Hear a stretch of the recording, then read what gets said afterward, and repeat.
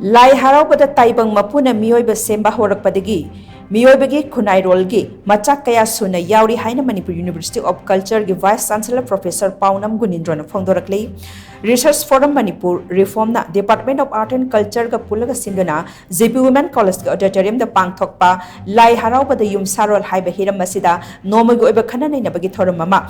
Thauram amada wafam asi phongdokladuna mahakna makhatana hai thauram asi yamna maru oiba amadi matang chaba thauramni yelhongmi singi Khunairolgi Machak kanglon amadi lainingi mami kaya Lai Haraobada chauna tari Lai Haraobada yauriba top Machak kaya asi malemgi mafam atai da ngasi phawba thengnadri haiba yai maram aduna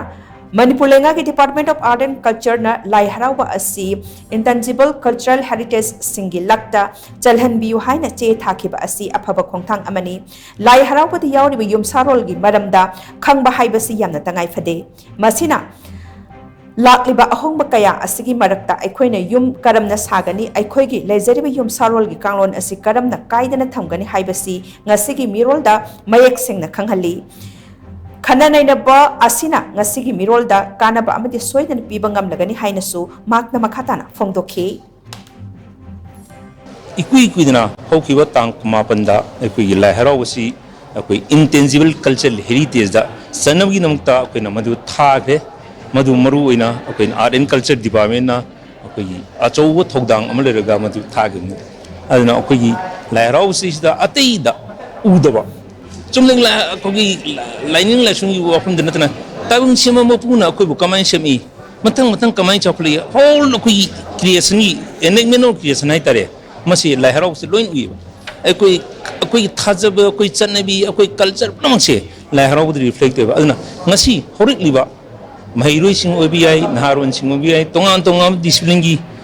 koi satra sing obi ai mahiroi obi ai makoi sing asi dei sa koi na yamna tangai phadna ekoi Lai Haraobagi mase khangan ba mandar kaleba Thauramadu pangthokpagi matangda Research Forum Manipur ki President Professor CH Ibohol Maitai na hai khunai asigi tungi mirol ki tamak khalaga Lai Haraobada yumsarol haiba hiram asi laukhatlaga khananai na bani Lai Haraoba haibas da Meeoiba na pokpadagi hauraga tangai phadana changba Machak sing Suna Yaori noma ki missing hengalakpa aduga lamgi sarukna lengdana laibana maram oidona yumsarol haibasi yamna maru oi yumma sabada changba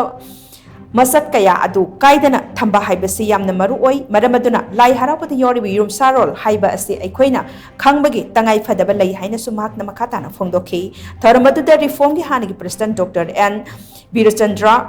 Mutum Museum ki Director Mutua Bahadur amadi MUC ki Department of Umanglai gi Guest Faculty Longzam Tombina wangang loi oina saruk yakhe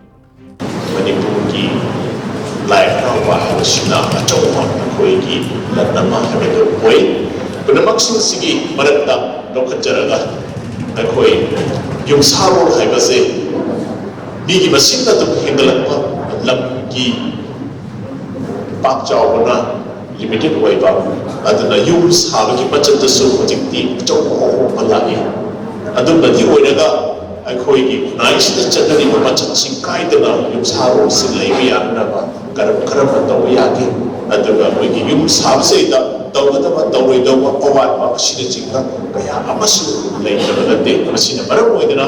akhoi gi culture gi achawa lanna ko oiriba Lai Haraobada piriba Machak si degi khagaga